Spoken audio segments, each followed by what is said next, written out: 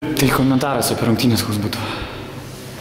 Nu, kaip pirmų play-offų varžybas, tai pirmas kėlinys buvo idealus, o vėliau tai, kai visą sezoną mes turėjom tokią duobę, tai šiandien vėl įkritom į tą pačią duobę.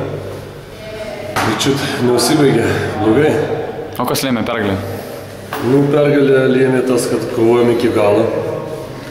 Gal daugiau, gal labiau fiziškai pasiruošę, nes galą ir atlaikėm.